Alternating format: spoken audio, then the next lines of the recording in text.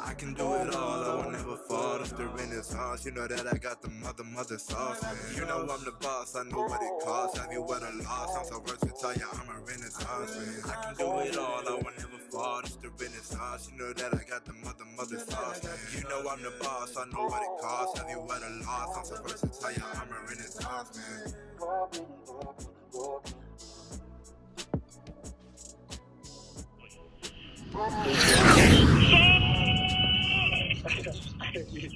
Congratulations, brother.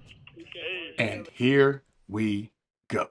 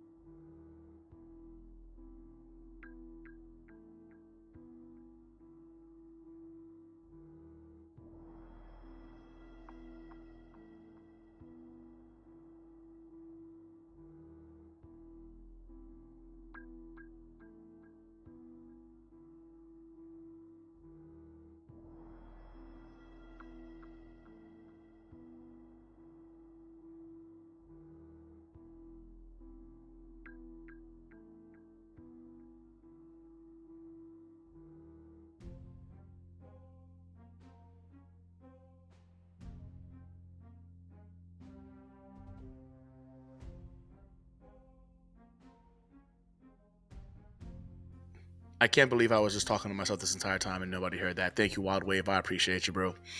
All right. Well, I guess I'm gonna start over again. I just made a fool of myself for the last freaking 2 minutes. What I was saying was, it's mind-boggling to me how the New York Jets are 2-7 right now. The math just isn't making sense. It's just not adding up. You're talking about a team that was seven wins the last couple of seasons.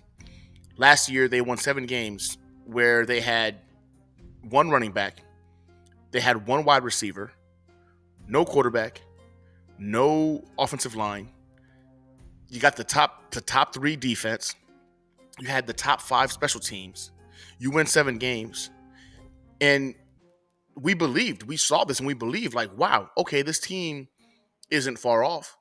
They're only a little bit away. Surely, you know what I'm saying, the addition of the quarterback, the offensive line, a wide receiver room, we got wide receiver depth now, the running back room. Surely the offense is going to be able to go ahead and play better. And then, of course, our top 3 special teams is bringing back everybody that matters. They're going to go ahead and be able to go ahead and do their thing. The top 3 defense, yeah, we've gotten a little bit weaker on the defensive line, but surely we're not going to fall off of a cliff. We'll still be that top 5 unit, if I said top 2 or 3 unit. And what we've seen, the product that they've put out there for us is 2-7. The New York Jets are 2-7. With a drastically better roster than they've had over the last couple of years. At this point, last year we were 4-4. We're 2-7 now, and our season's going to be over here October 31st against the freaking Texans. We played the Texans on Thursday night for them to go ahead and pretty much hammer the last couple of nails necessary into our coffins. And we're sitting here again talking about mock drafts. I'm telling you, man, the only thing that makes sense to me is the Jets hate us.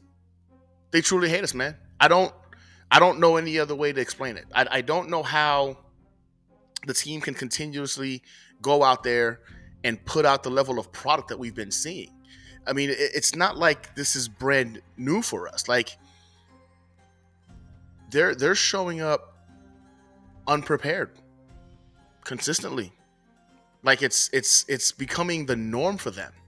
The go out there. Listen, in my 30 years of rooting for this team, I have never, and I mean ever, seen the New York Jets, or any team for that matter, burn 3 timeouts in the first quarter. What the hell was that? 3 timeouts in the first quarter. You're not serious. This isn't a serious franchise. Like, you don't actively find ways to get worse week in and week out. And the Jets aren't just losing these games, but they're losing them in embarrassing fashion. Like, they're going out of their way to create new and utterly embarrassing ways to not only embarrass themselves as a franchise, but embarrass us. Embarrass us, the fan base, the people that continue to root for these guys. I made the comparison on my last video that the New York Jets players are renters, right? The fan base, we're homeowners, like, right? We're bought in. Like, the New York Jets to us is what we look like when we own our home, right? We take care of it. We make the repairs. We update it as we see fit. We want to go ahead and make sure the house is beautiful. It's our house. Like, we take care of it. It's where we're going to raise our kids. Like, you put effort, energy, money into it because you want it to go ahead and last as long as possible, stay beautiful as long as possible. It's your home. Renters, on the other hand, they tend to go ahead and come into a property. They're there for a couple of years. They're not going to put their own money into fixing the property up. You know what I'm saying? They might not treat it as nicely as you would if you were there, but they're there. They're there. They get to go ahead and pretty much use that address as their home address for the next couple of years. And then boom, when they're done, they move on. The Jets players are tenants. The fan base, we're homeowners, right? Like, they're renters. We're homeowners. And right now, the product that we call home looks like it's in disarray because the renters, the tenants, just don't give a damn. They don't give a damn. I sit here and I still don't understand how we're here. The Jets are 2-7. Like, the teams that are in that realm of 2 wins are the Jaguars, right? The Dolphins right now, they're dealing with injury issues right now, having some question marks about the validity of their offensive line. But the Patriots, who are a rebuilding team, which we lost to the Patriots. The Patriots, a rebuilding team with, mind you, a banged up O-line. The O-line literally is in their 8th revolution of players that have been just thrown into it. You've got no wide receivers you can go ahead and name. In fact, during that entire game, Jacoby Brissett did everything he could. To make it a game. Bro, they were dropping passes left and right. And then somehow, some way, they still won that game. The Jets lost that game to the Patriots. I saw a ridiculous statistic, and I don't know if any of you have seen this, but my God, when I tell you, it's grotesque. The Jets now, I think, you know what? I hope I saved it, because when you say stuff like this, it's hard to believe that they found a way to lose the game like this. But the New York Jets scored 20 plus points. They didn't turn the ball over. They allowed fewer than 250 freaking yards. Ladies and gentlemen, when I tell you, in NFL history, out of 751 such instances, including playoffs, 751 is the record. The New York Jets are that one. They're learning. They're literally teaching us a whole new way to just fail. Like, this franchise is reinventing the wheel on what failure looks like.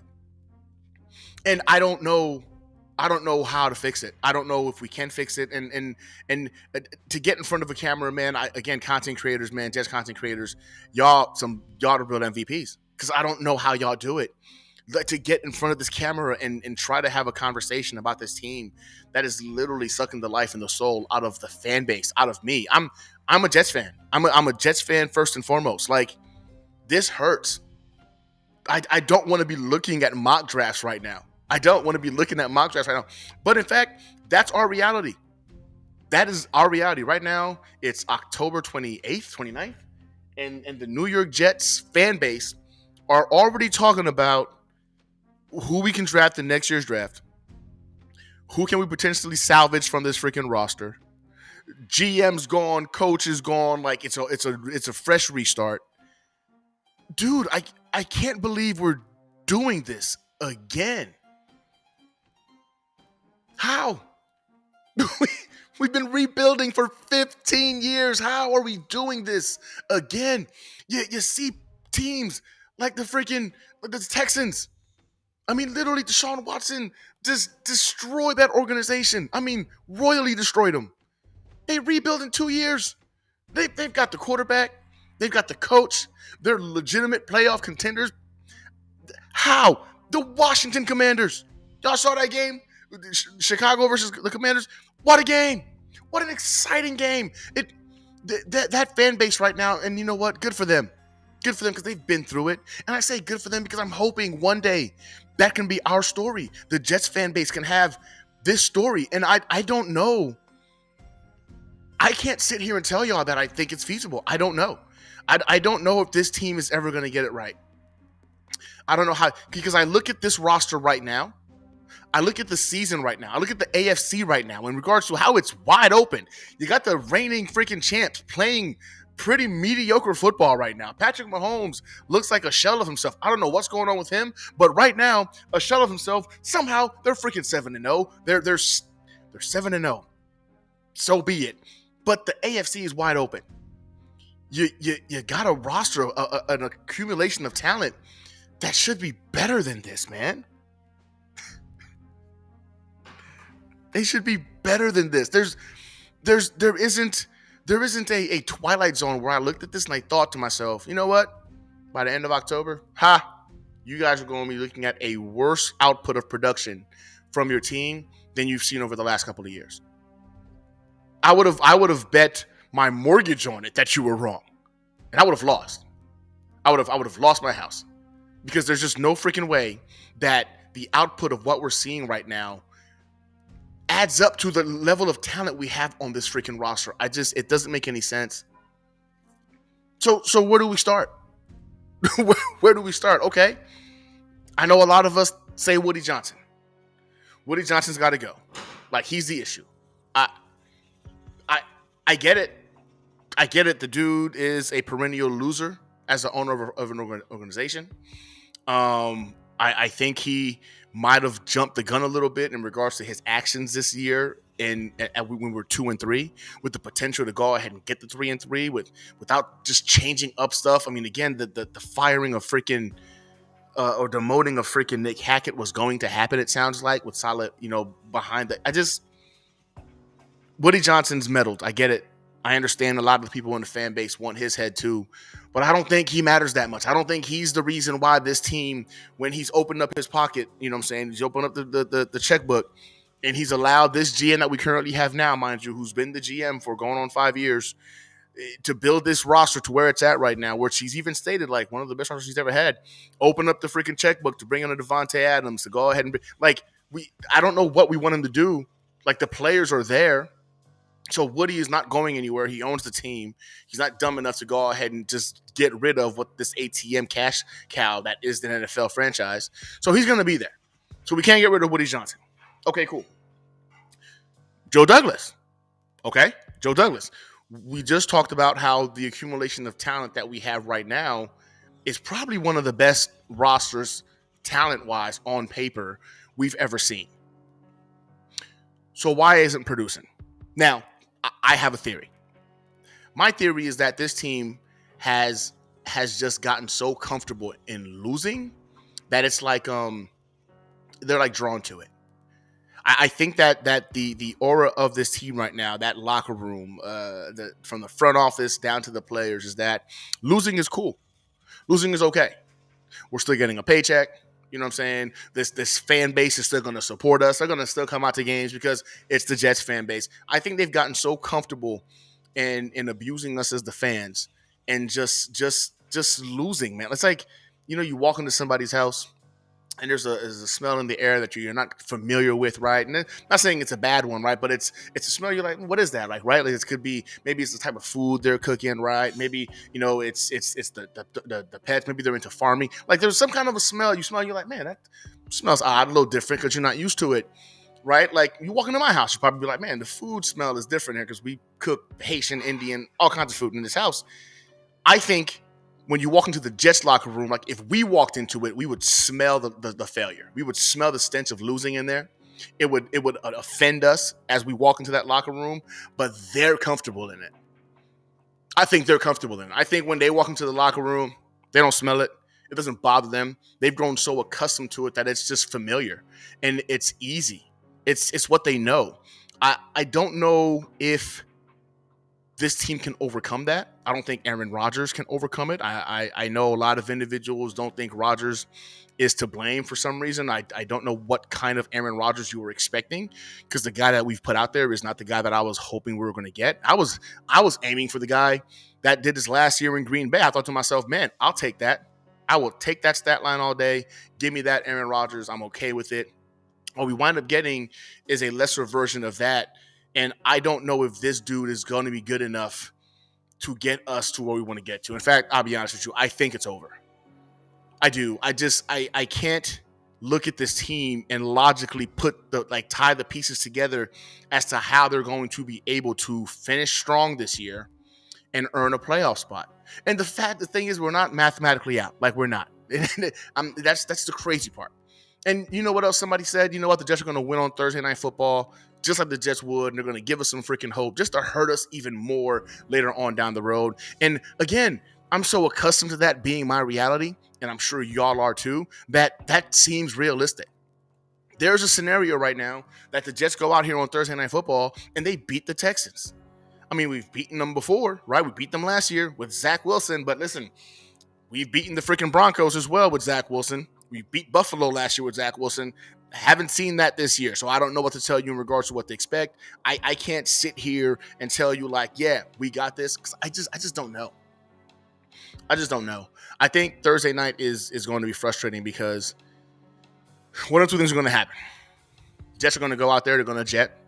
They'll lose. Fall to 2-8. And then we can start talking about, like, it's over. Like, let's be honest, even if they went out 9-8 in the AFC, going to be a very hard ask to go ahead and make the playoffs. But then now we're talking about a team that's freaking hurt their freaking draft pick, right? Which is going to piss us off because now we're like, man, okay, now the draft pick is going to be freaking worse. Can we still make an impact move that could help this roster get over the edge? Like, we're going to start talking like this because they're going to win more games than they should, because it's not going to matter in the end. They just need to win out right now, and I mean win out right now, to have a shot at potentially getting a playoff spot. And I still believe like you would need help from some other teams to do it, but I digress. So they're going to win on Thursday night, right? And then they're going to do the most embarrassing thing, right? They're going to go ahead and get swept by the Dolphins right now, who are struggling. The Bills are probably going to go ahead and freaking finish us off too when we play them as well. They're going to lose in the most painful fashion imaginable, because that's what they do. That's what the Jets do. They've broken, man. Johnny, they've broken us, man. They've broken us. They've broken the fan base. They've broken content creators, man. I've watched so much content this week in regards to just how F this team, right? Like the hope, the zeal that we have as a fan base has been literally sucked out of us. Like it's painful to sit here and root for this team. But you know what? We're gonna keep doing it. We're gonna keep doing it because we don't know anything else. And when it comes to being a fan of this team, I believe the Jets fan embodies significantly what that entails, what the term fanatic means. To literally look upon this team with extreme zeal and hope and believe that they're going to do right by us. I look at the Lions, right? A team that was also in constant purgatory as we are going through now. And they've done a turnaround once they got the coach right. You know, they wind up bringing in a guy like a Jared Goff, so we're not seeing that kind of success because obviously the Aaron Rodgers experiment, if you ask me, is failing. But they got their guy. And Jared Goff is playing great ball. I think he's playing some of the best ball he's played, you know what I'm saying, in his career. Is our team good enough? I no longer know whether or not the team is good enough. And that's concerning as well, because when again, my eyes have deceived me, right? Like the thought process that I knew football literally has deceived me. I don't know, like when people say like you don't know ball, I'm thinking like maybe I don't, maybe I don't know ball, because what I thought we had was a legitimate team that was just a piece away. I really thought Aaron Rodgers was going to make the difference. Hell, I thought Derek Carr would have made a difference. I felt that the team just needed a competent quarterback behind center for them to go ahead and like really see their full potential, for us to go ahead and see them take that next step. Can you call what we've seen right now competent quarterback play?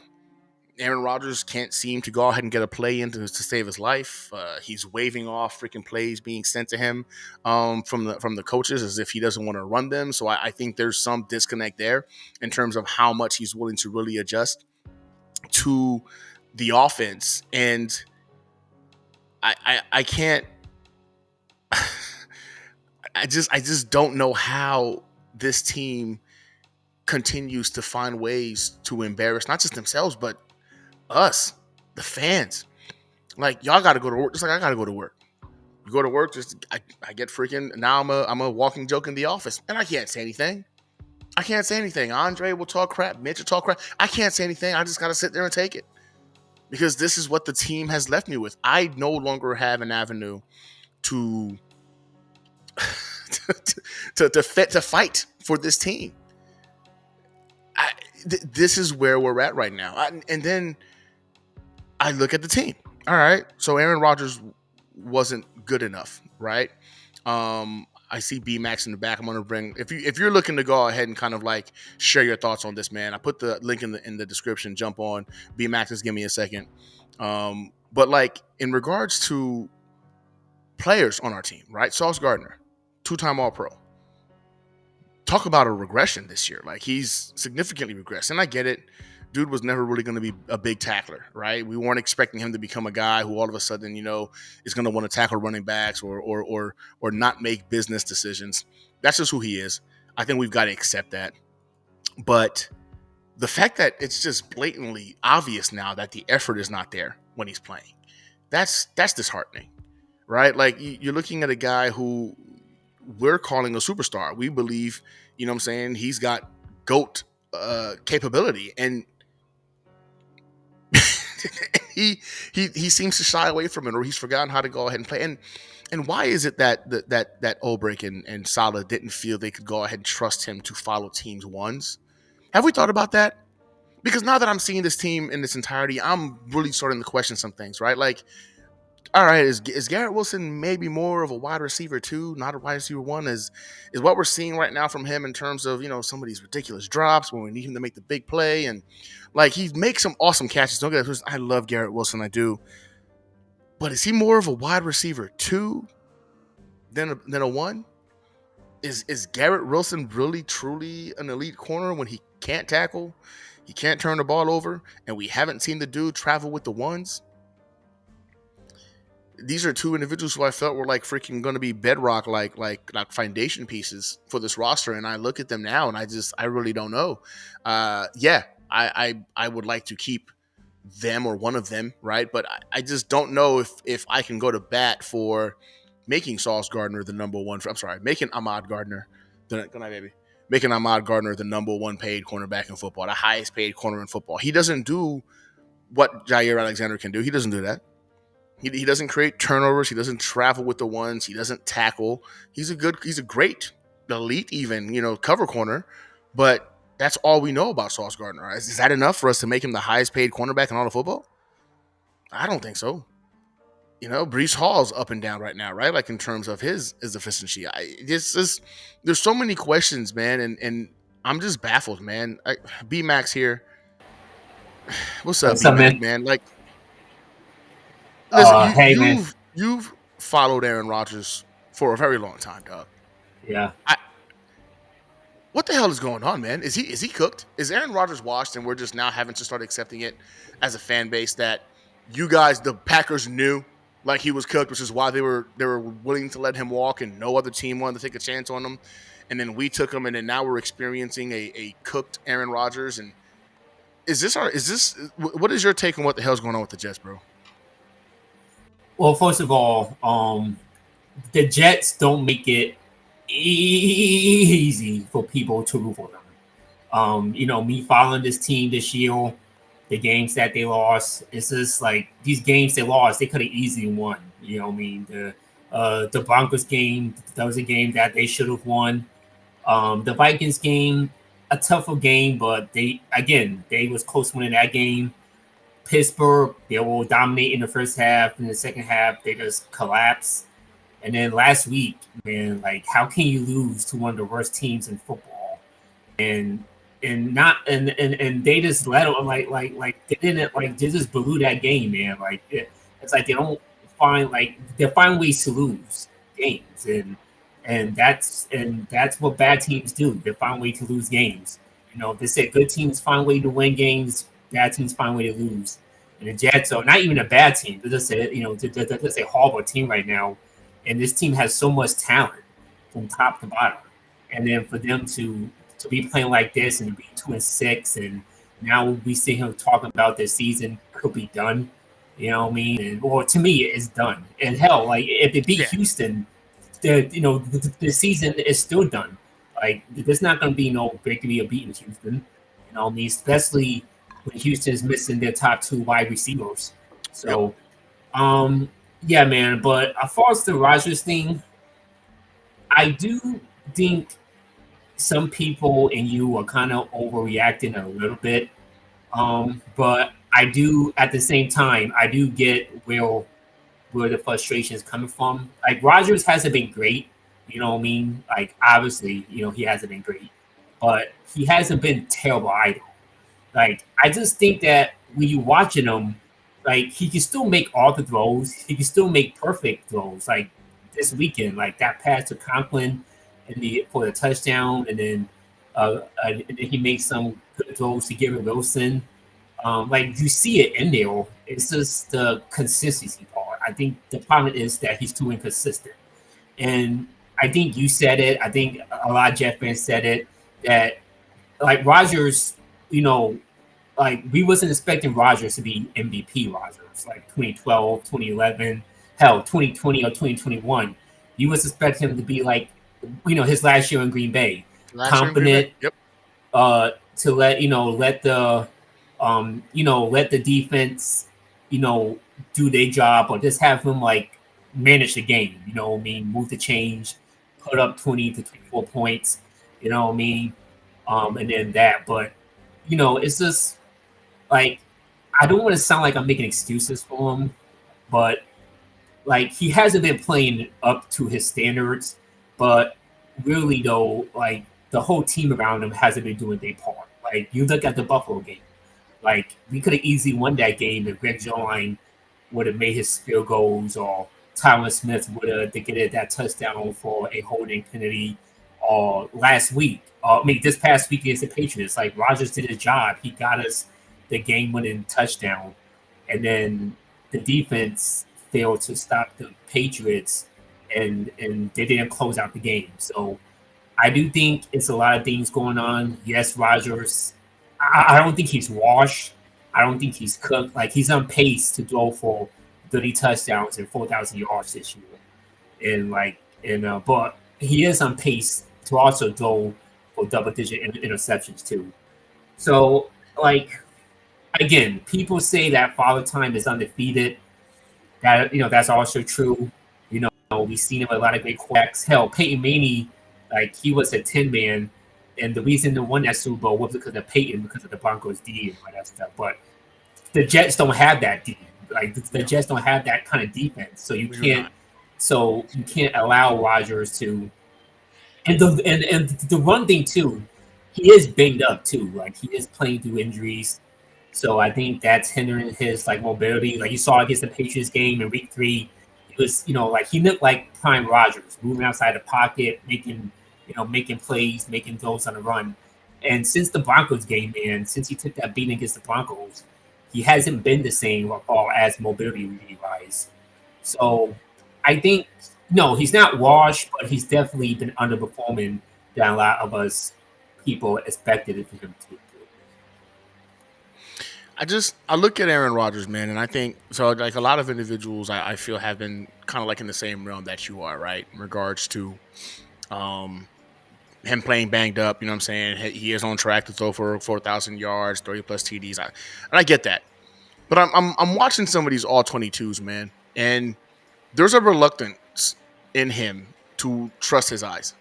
I've seen several opportunities missed now from Aaron Rodgers because he's looking at the play, whether it's Garrett Wilson, whether it's Mike Williams, whether it's freaking Devontae now, and he's not pulling the trigger for some reason or the other. With time around him, not pulling the trigger, like this game against the Patriots, he was dancing all over the place. With the line did an incredible job against the Patriots. They did a great job keeping him upright, but he was dancing around like even after he got out of that freaking almost sack where they grabbed his foot and he got his foot out. There were 3 defensive linemen on the ground, and he didn't even think to go ahead and extend the play or find somebody. He immediately just throws it away. When again, more time around him. So when your quarterback is not playing, and then I saw a post game conference from one of the Patriots players who was just like, "Bro, that ain't Aaron Rodgers." They were like, "Man, that dude is a statue back there." Like we thought a couple of times we messed up on contain, he was going to get us, but he seemed fidgety. Like even these no name players on the Patriots defensive line were like, "This dude looks like skittish back there." So either one, he can't move, right? Or maybe he's lost the ability to do, but we saw him do it against the Patriots, right? He moved really well against the Patriots. He had like, 20-something rushing yards, and he looked good. But then now he can't even escape the pocket like he doesn't want to. It doesn't make sense. He doesn't look right, and I don't know if it is because he's banged up, but I feel like people would look at banged up and think that means he's injured. I think there's a difference between being hurt and being injured. If he's injured, sit your ass down, man. You're hurting the team right now. If you're injured, sit your ass down. Yeah, but he's not going to do. Yeah, but he's, and I do want to, piggyback off you're saying, with the whole not pulling the trigger. Yeah, man. Like the guy Andrew Fiacco, he was on the Jake show, and he was breaking down the R22, and he did this his last year in Green Bay too. And I didn't want to say nothing about it, but like there was guys open. And he's just not throwing them the ball. Like it is frustrating. And I saw that. I remember seeing that watching the L-22, and that's why we kept saying like he was watching. I was like, I don't think that was it. I think he didn't trust the hand because of the broken thumb. Because I saw him looking at these guys. I thought to myself, he sees it, but he's not risking it because of the thumb being broken. He didn't feel confident in the thumb, and my brain really convinced itself that it was the thumb that made him think twice because he didn't want to risk turnovers, etc. But his thumb's fine right now, and we're still seeing a lot of the same thing. And that's where it's becoming concerning to me because I'm like, why? Like, what is wrong with the guy? It's got to be mental at this point because you're right. When he decides to pull the trigger, the balls look great. They look crisp. You know what I'm saying? He seems confident in it.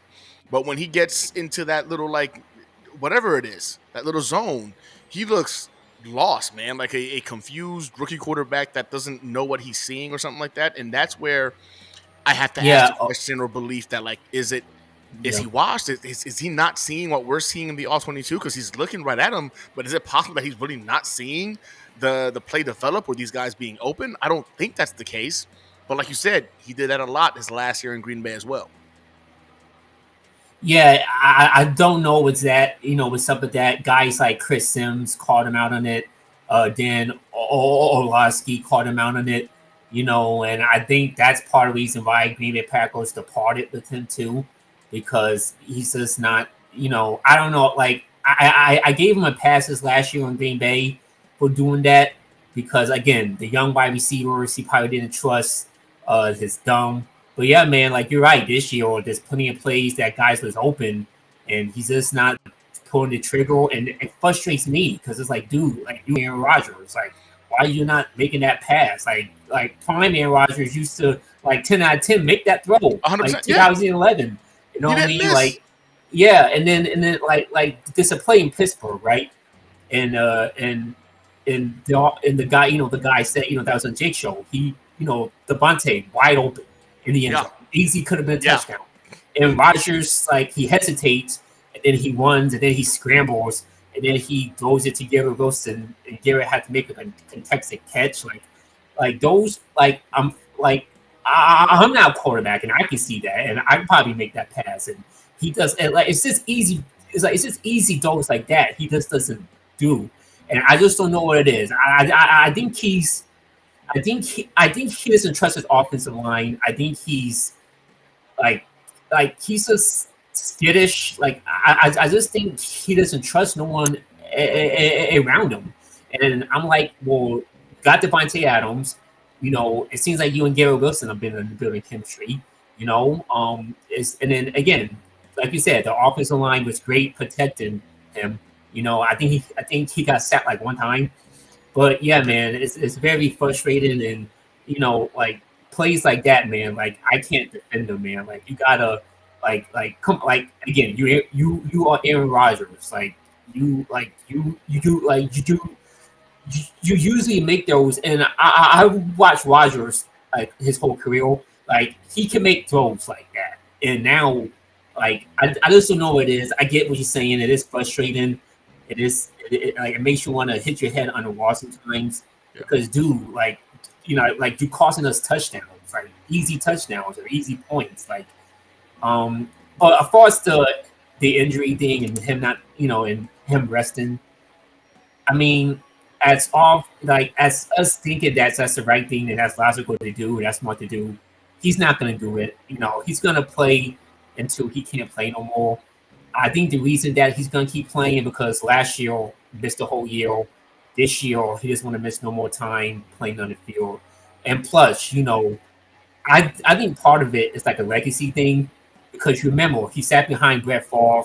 Favre was known as an Iron Man. He can play through anything. Play through broken whatever. I think Rodgers wants to I sat behind the guy that I'm going to be compared to. And I'm gonna play through injuries, and unless I break my other Achilles, I'm gonna play through no matter what. I think that's part of what's crazy is, Brett Favre as a New York Jet had a more successful endeavor or tour with us than Rodgers is having right now.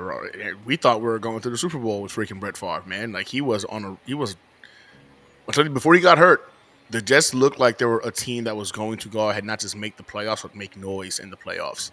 Then he got hurt and he kept playing through the injury. And, of course, by the time he realized I didn't have it anymore, we were out of the playoff contention.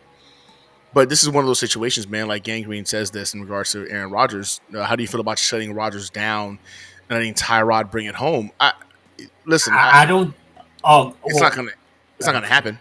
I don't think it's going to happen. I think you've done too much at this point, right, to go ahead and make this Aaron Rodgers team. You fire Saleh, right? You kept his boy Nathaniel Hackett in the building, even though we all knew that dude was a dude that should have got his head chopped off and fired. Then you bring in Devontae Adams. You give a premium asset to bring him into the building. Devontae Adams is here to play with, of course, and Aaron Rodgers. Like I think right now you're too deep. You're too deep into the Aaron Rodgers experience to go ahead and pretty much bench him. Aaron Rodgers would have to either sit himself or knock on wood, because I don't wish injury on anybody, but like you were saying, he would have to be in legitimately badly injured for him to come out of any game this year. And I just don't see that happening. I think Aaron Rodgers is going to keep playing, but it's clearly he's not the same dude to me, man. Like I watch him and I don't know what it is. I don't know if he's not trusting his eyes. I don't know if he's not trusting his arm. I don't know if it's his offensive line.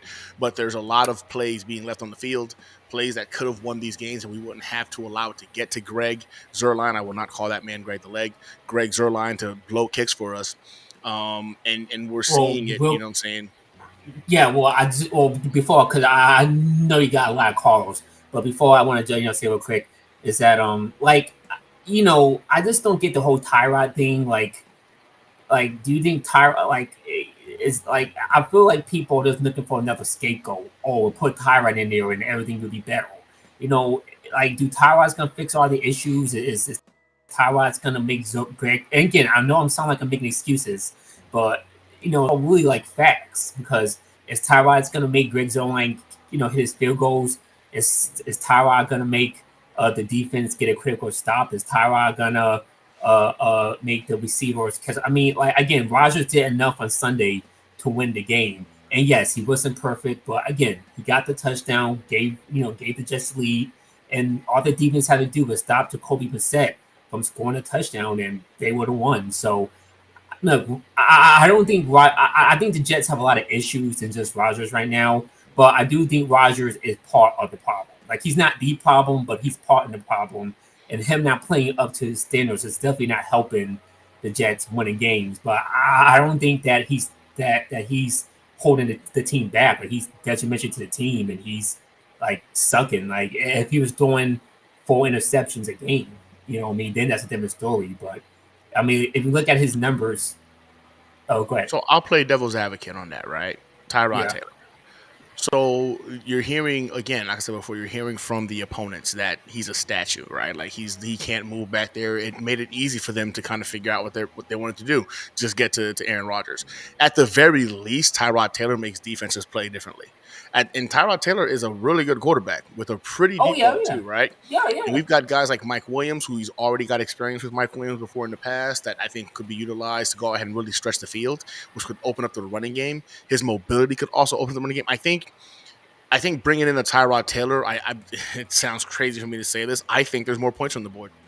I think there's an opportunity for him to go ahead and utilize his legs. He's going to force defenses to have to worry about his scramble ability.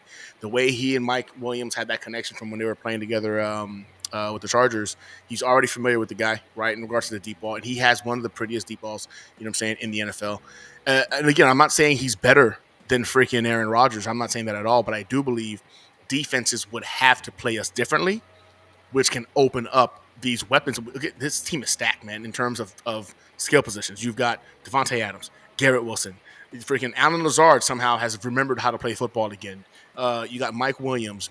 Breece Hall is a weapon. Braylon Allen's being underutilized. Like, you force teams to have to think to themselves, like, man, he can escape the pocket and cause damage to us too. Like, we can't double or we can't, because you got to go ahead and contain a guy like freaking Tyrod Taylor. Because if you don't, he's going to go ahead and rush on you, man. I don't know if he's better. But I don't think, like, I do agree with you.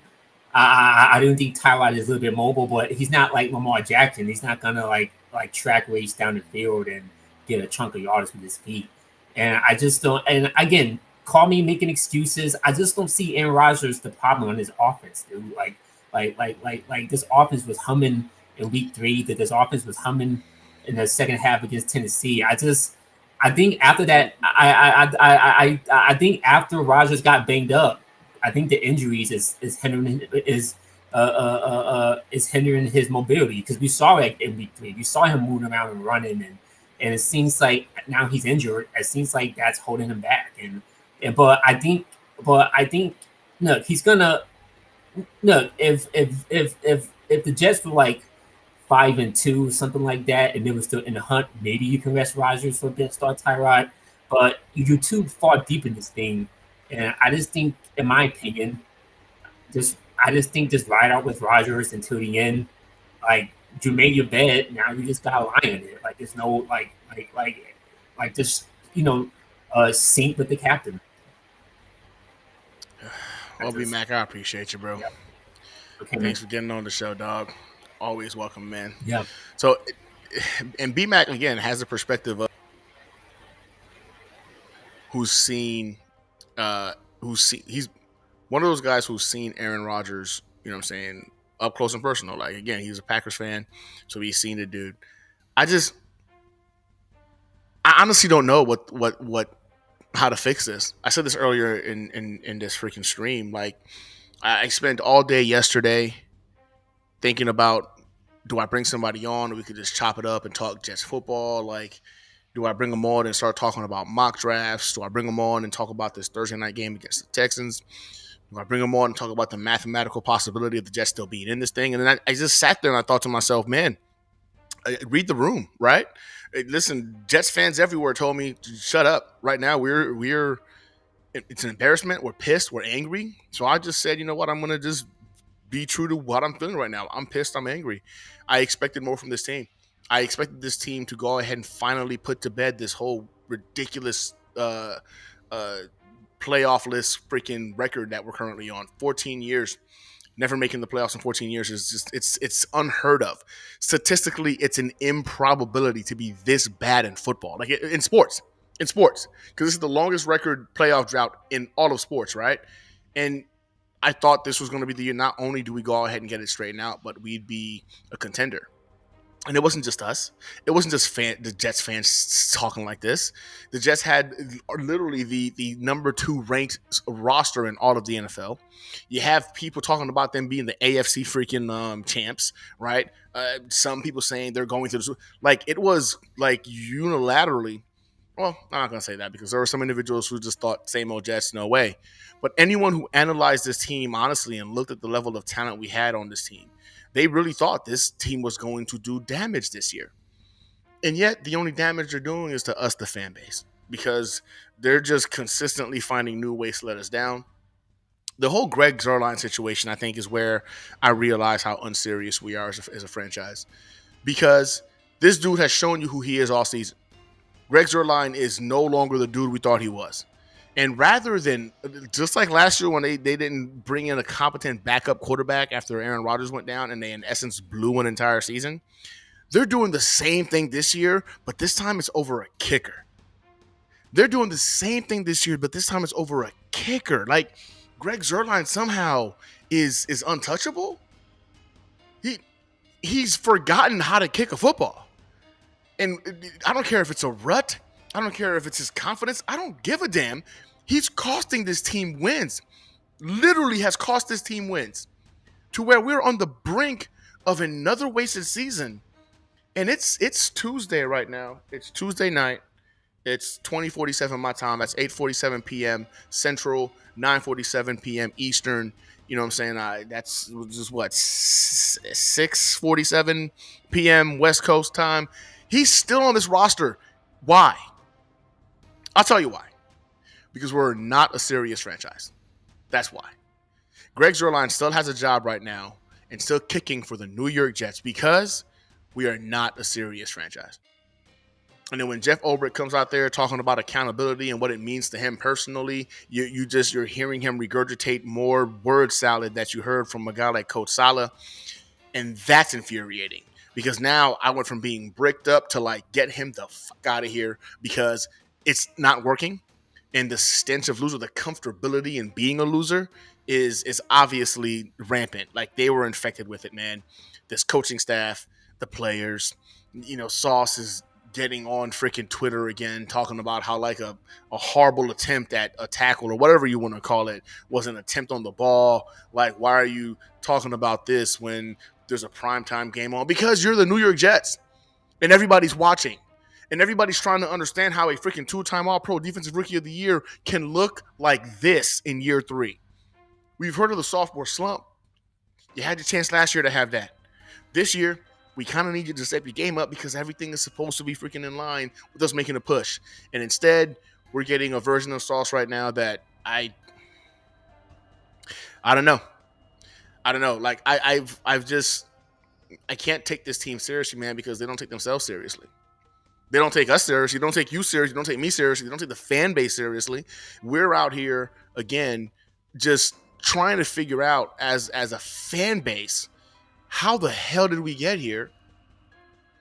And in the meantime, having some answers. Greg Zuerlein is bad at football now. He can no longer do what he was paid to do at the NFL level. He's a kicker. How do you bring him back out there this week? How did you bring him back out there to kick field goals against the Patriots when this team is in a rut? When this team needs to go ahead and get right game, they needed to win that game. And mind you, they won that game. I expected it to be freaking a blowout. Otherwise, I'd still be concerned. But at least you're concerned with a win. You know what I'm saying? Like 3-5 sounds so much better than 2-6 and still be questioned about your team's ability to go ahead and put games together. That was a game we couldn't afford to lose. That was a gimme. It's like people used to make fun of the Dolphins last year because they can only beat teams that are they're better than. They were doing their job. Like, I would kill right now for the Jets to just beat the teams they're better than. Like, and now I'm like, you know what? This is our fault. Because we looked at the Dolphins last year and we made fun of the weak-ass wins because they couldn't beat any freaking good teams. And we were like, ha, you can only beat teams that you're better than. Well, surprise, surprise, they were doing their job. Imagine right now if the Jets just beat the teams that they were better than this season. What's that put us at, like 4 wins? 5 wins? Like, if you were they just did their job and beat the teams they're better in. And this is what we get. This is the karma that we get because we chose to make fun of them and devalue their wins. You know what? They still made the playoffs. Granted, they lost again. They still have the longest winless playoff drought in all of sports. But at least they've been there. At least they got there. They had a chance. They got tickets to the dance. I don't know. Greg still has a job on this team, man. And if Greg still has a job on this team, that means this team isn't serious about winning. That means Ulbrich lied to us. Accountability isn't a real thing for him. He doesn't care about accountability. I think the fan base and everybody else watching this franchise realizes it's a dumpster fire, man.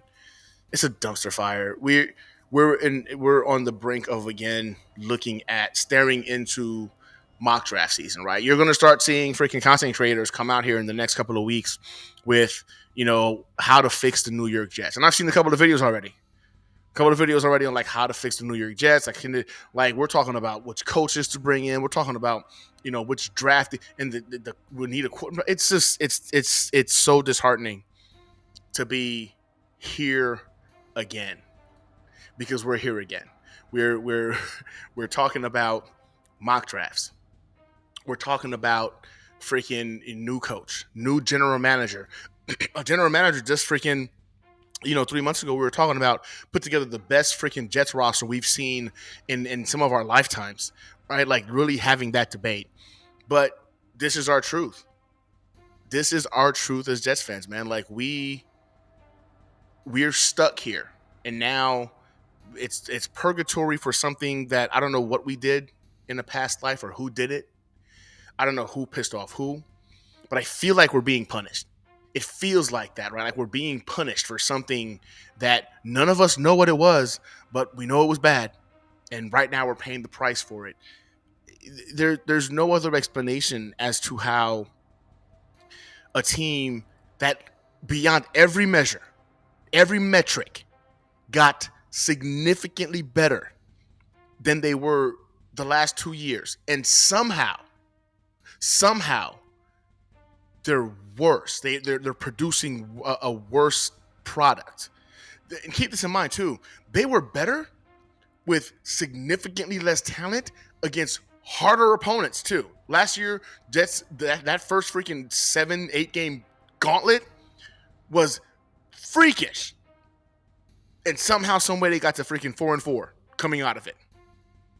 We've played Will Levis, Jacoby Brissett, Sam Darnold, Bo Nix, Josh Allen. All right, Josh Allen is the one, I guess you can say, elite quarterback we've played right now.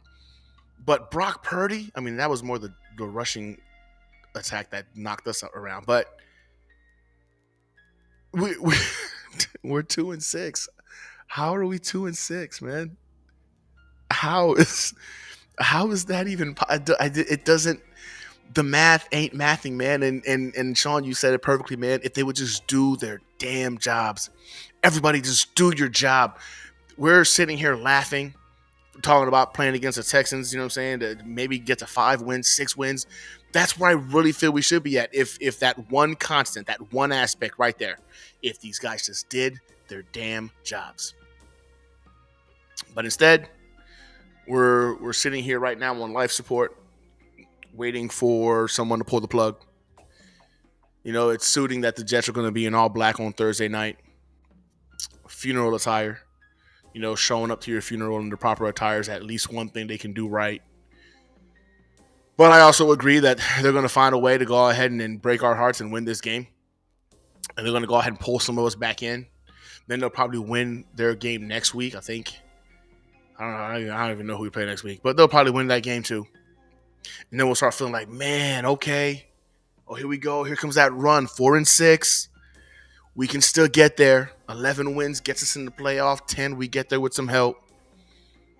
And then we're going to be just destroyed. You know what I'm saying? When they get to like 8 wins. And then they decide to go ahead and sputter out some losses to go ahead and close out the season. And break our hearts once again. It's hard, man. Like, it's hard because I like I said before, I'm a fan first, man. This content creation stuff was just more of a way for me to engage with my fellow fans because I'm out here in Texas by myself.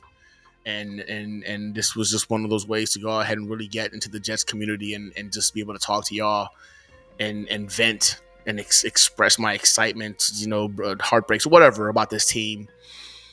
And I really, for some reason, thought that like it was temporary, right? Eventually, it was all going to turn around and it would just all be positive stuff. Like we'd be talking about like good times and it just therapy sessions, man. Like it's just like we all need to go through therapy sessions constantly. Twisted says can't hurt at this point, Gunny. AR is looking pretty bad. Screens and short passes missing the mark over and over. Yeah, it's been rough, man. It's been rough. I actually just got word from Mike, the stat guy, that he's under contract with us again for next year. So Aaron Rodgers can literally make the decision to come back again next year, and there's not much we can do about it. And let's be honest, is Woody going to do anything about it? Does that mean Joe Douglas comes back next year? Do we run it back with the same freaking like coaching like staff? Like what happens if Aaron Rodgers? Have y'all thought about that? Oh my God, have y'all thought about what happens if Aaron Rodgers decides, you know what, I got one more year left on my contract. I want to run this bad boy back, and we invest the money in the assets into keeping him in the building. Of course, that means Devontae Adams will get an extension. Tyron Smith, I think we can all agree he can go. Let's go ahead and bring Olu out there. Are we supposed to be excited about that? Because I don't know about y'all. I'm not excited about that. If the New York Jets run this back with the same regime, I'm going to be beyond livid. But that's the reality of it. Right now, Aaron Rodgers is under contract technically for next season. I shudder to think what that could mean for us in terms of trying to run this back, because I think this year was the year, man. You got a weakened Buffalo team who I thought was going to take a major step backwards because they lost so many key components on their roster. But what are they doing? Just winning. They're just winning. They're beating the teams they're supposed to beat, and look at them right now. They're like, 6-2? So they're running away with the AFC. Literally, they've already, in my opinion, they've already won the AFC East division. I don't even know if it's possible for us or the Dolphins to catch them.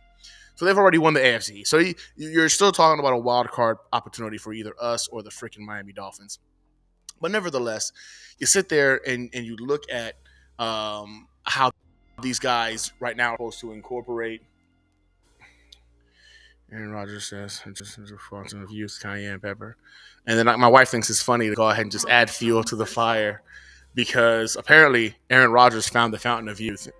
His recent comments stated that Thomas Morstead has introduced him to the fountain of youth, which he believes is cayenne pepper and water. Rodgers says he's gassing up with it and feels great physically this week. This is the kind of shit that I'm talking about, right? Like, and she gets to make fun of me because he's a Packers fan. So she's watched this man play at his peak, and then she saw the decline come in, and I don't get it, man. I was expecting. I don't think we were asking for much. Jets fans were not asking for much. We were not out here saying, "Give us MVP Rodgers or bust," right? Like that was. I was okay with getting the 2023 or 22 Aaron Rodgers that Green Bay had. I was okay with that guy. I was like, I'll take that dude. We haven't seen that guy. That's not the guy that we've gotten right now. But I also didn't imagine that our freaking defense would fall off of a cliff. I didn't imagine our special teams would disappear. These things were not calculated. They were so consistent and so true for 2 years that to see it all come around like this, I'm truly at a loss, man. I don't know. And this is getting depressing now because now it's just a rant, right? It's just a rant of us talking about this team and how they've let us down. And Mike, that guy said the funniest shit yesterday or the other day, talking about like, man, at my funeral, I really hope the New York Jets are there to go ahead and be the I guess the coffin carrying guys, right? I don't know what are you talking about. He's like, so they can let me down one last time. Like, this is how the fan base feels. Like, they've reduced us to this, a fan base of just disgruntled, angry, hurt, like broken, like. And then but you know what you're gonna do on Thursday night? Just like me, you're gonna watch the game. And inside every single one of us, there's going to be this hope that like maybe this is the game that they get their head out of their ass and it sparks something, and we do go on that run. Because we can't help ourselves, but like just want to believe that the fantasy can happen. It could happen to us, right? Like, it just we're gonna hope, and we're gonna hope that this is the game that sets them off. They're gonna come out on Thursday Night Football. They're gonna demolish the freaking the Texans, and then that kicks off a run. And the next thing you know, the Jets are fighting for a playoff spot against the Miami Dolphins, last game of the season. And I just don't know if that's more fantasy than reality. But it's football, man. It's sports. This is why I guess you watch them. You watch these games. You know, I'm pretty positive. You know, the Chicago Bears thought they won that game, and the Commanders probably thought they lost that game on Monday. Was it Sunday afternoon? And look how that turned out. You know what I'm saying? In the blink of an eye. It's football. You got to play the games. You know what I'm saying, to get the outcomes. But it's tough, man. It's tough. So because it's Thursday Night Football, I'm not going to go ahead and do an entire video breaking down, my predictions for the New York Jets. It's 2 nights from now. So I'm going to do my prediction video right here. So the New York Jets play at home, Thursday Night Football, against the Texans. The Texans are coming in, and they are banged up. They just lost Stephon Diggs for the season due to an ACL tear. Nico Collins is still banged up, not expected to play on Thursday night. So they're down some key weapons on offense. But they still got Tank Dell. They still got CJ Stroud. They still got coaching. And they still got Joe Mixon. The Jets, on the other hand, are you got Aaron Rodgers taking cayenne pepper and water. So he's feeling great, right? Oh, great for us. So for those of us who thought, maybe he's playing injured, maybe that's going to be, the elixir that allows him to feel like himself on Thursday Night Football. Cayenne pepper and water does the trick, and he'll be good to go. It seems like freaking DJ Reed might be available as well. Michael Carter might be available as well. AVT is still banged up. But again, the offensive line looked really good against the Patriots, so I'm actually not too concerned about the offensive line. Hassan Reddick will be taking his second snap, although he looked like he got bullied quite a bit against the Patriots, who, like I said before, had their 8th rotation of offensive linemen out there. So again, kind of concerning to kind of see that. But if I'm being honest, man, I look at the advantages right between both teams, and I could honestly tell you that the Jets have advantages with the wide receivers, advantages when it comes to the running backs. We'll call the quarterback. We'll give that one to CJ Stroud. I just think at this point he's just better than Aaron Rodgers. You could say that the defense is playing better, but they're not really, because this is the second best defense in football coming into MetLife to play us on Thursday Night Football. Look, I'm logically speaking, the New York Jets are going to get their freaking doors blown off on Thursday Night Football. I think that defense is going to go ahead and be a nightmare. I think Will Anderson is going to be in the lap of Aaron Rodgers consistently. He's going to be rattled by it. They have a pretty good secondary, and I think we're going to make mistakes. I don't believe this team is going to show up prepared all of a sudden when they've shown us, for 7 weeks now, or 6 out of the 7 weeks now, that's not really high, or 6 out of the 8 weeks now. It's really not high up on their to-do list is to be prepared for these games. So I look at this game, man, and I think this is going to be embarrassing. It is. I don't think we have many advantages. I think they have the advantages at coaching. They have the advantages on the defensive line, advantages in the secondary. I'd give us the linebacker advantage. We've got the wide receiver advantage. Offensive line, we'll call that a wash. Quarterback, they have the advantage. I don't see a scenario in which the Jets actually win this game, more so that the Texans could lose this game. Yeah. Like, we didn't beat the Tennessee Titans. The Tennessee Titans lost that game. Will Levis cost his team that game.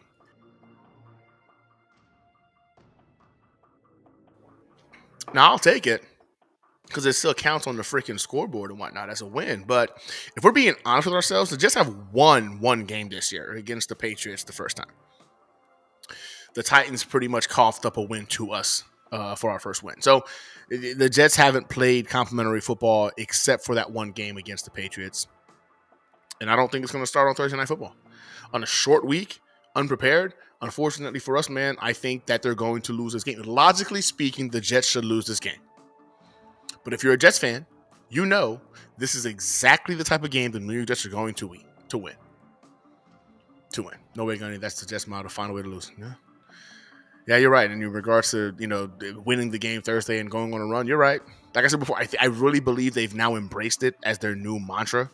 If you walk into that Jets locker room, I think any one of us walking there, you would smell the L's. You would just be like, wow, it smells like L's in here. And then they would look at you and be like, what do you mean? It smells fine. This is comfortable for us. This is great. That's just summer breeze is what we're smelling right now. It's probably what they tell you. But yeah, like I believe as a Jets fan, in Jets fashion, they will win this game on Thursday night. And every single one of us will be like, what the hell was that? Like, where did that come from? You guys haven't shown us anything like this since the Patriots game. On a short week, all of a sudden, y'all remember having football? Like, I can see that happening because the PTJD in me, the post-traumatic Jets disorder in me, tells me that's exactly how they want to go ahead and cause us to question, again, more of our logic in terms of what we're seeing when it comes to this team. But if we're being honest, this team has shown us who they are, and it's not a good team, not a good roster. Let me rephrase that. It's a great roster, but not a good team. So I feel like that's going to be taken advantage of. So I got the Jets losing this game against the Texans, 27-14. 27-14. I think they're going to go ahead and beat us. But I still stand here to tell you, it will be the most Jets thing ever if they find a way to win this game and make us question everything we've seen about them for the last 5-game losing streak that they're currently on. It wouldn't shock me at all.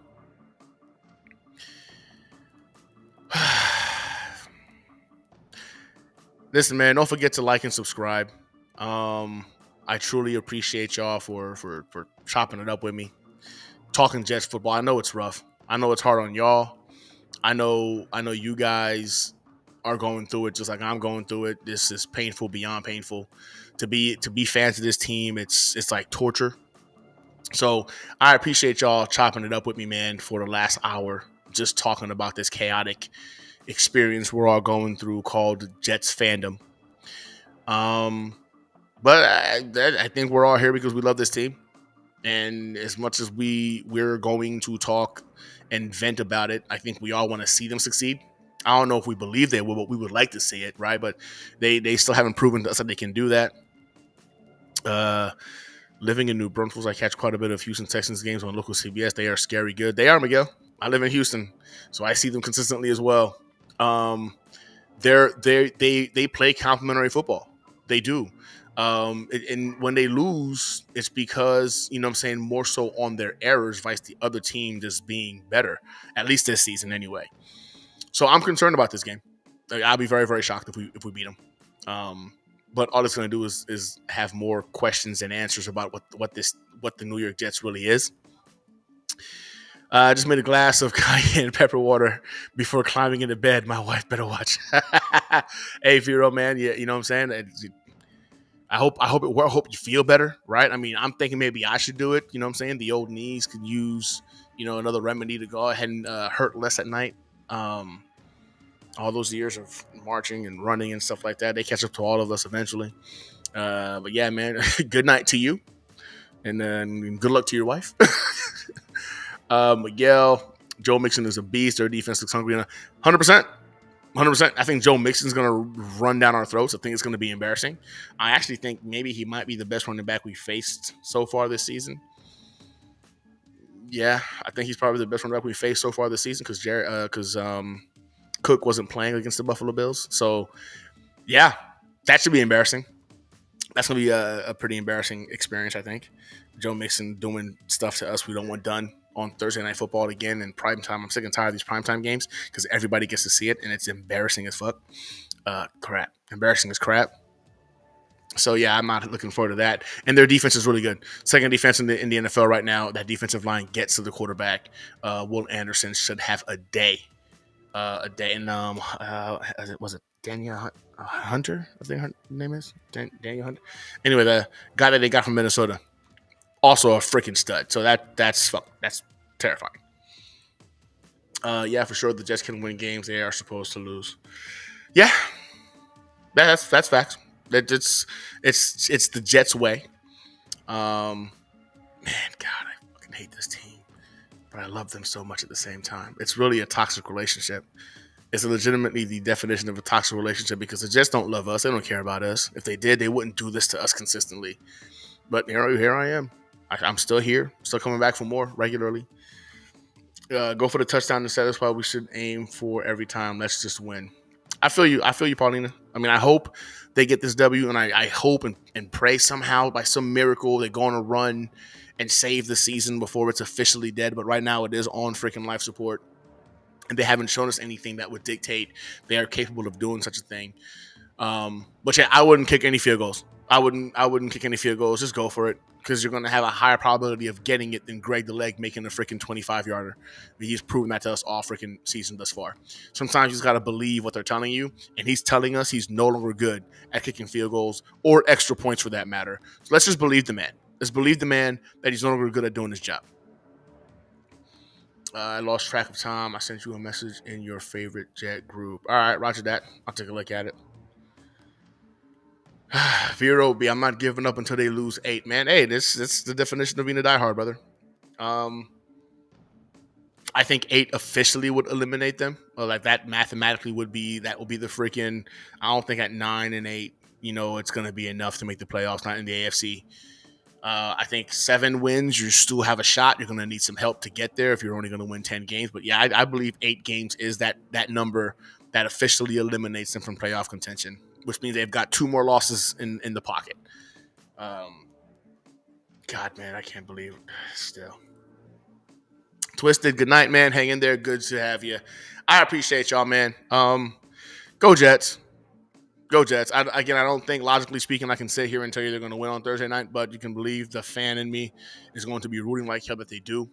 I hope they find a way to pull it off. For the very least, because it's the Texans and I have to go to work and deal with my freaking, coworkers if they catch an L and if it's embarrassing too. Oh, my gosh. I don't want to think about it. But, yeah, that's it, y'all. Hey, listen, don't forget to like and subscribe. You guys sitting in here right now, we're going to be doing a pretty awesome giveaway next month. It's going to be the holiday giveaway for all the subscribers. For you to qualify for those giveaways, you got to be on YouTube. Like and subscribe. It's going to be a pretty awesome New York Jets autographed jersey I'm giving away. So tune in for that. So make sure you turn on the notification bell so you guys can go ahead and track when that happens. To my Fire Team members, man, I appreciate and love you guys. Special giveaway specifically coming out for you guys for the holiday as well. A little thank you from me to y'all for being Fire Team members as the holiday season approaches us here after, of course, Halloween. With that said, happy Halloween. Go Jets, man. And listen, it's not over until it's over. At the very least, we can start talking, the possibilities of, the off season next year if it gets to that point. Hopefully it doesn't. I was in the hospital the last 2 days, and the meds actually cured the heartache, but I don't recommend them at all. That's Jets painkiller. Hey, Roger, man, hope you're doing better, man, after the trip to the hospital. I hate hospitals. I hate doctors to begin with, man. I don't know, something about being in those buildings make me extremely uneasy. I feel like I get less healthy when I go, or I've had to go see a doctor, or whatever the case might be. So yeah, glad you're back home safe, man. I'm glad you were able to get some meds to help you deal with some of the pain we're all going through. Seems like it's a little bit too strong of a painkiller for Jets pain, though. So I'm glad you're advertising against us getting our own. Peace, Gunny Huawei. Have a good night. Miguel, have a good night, man.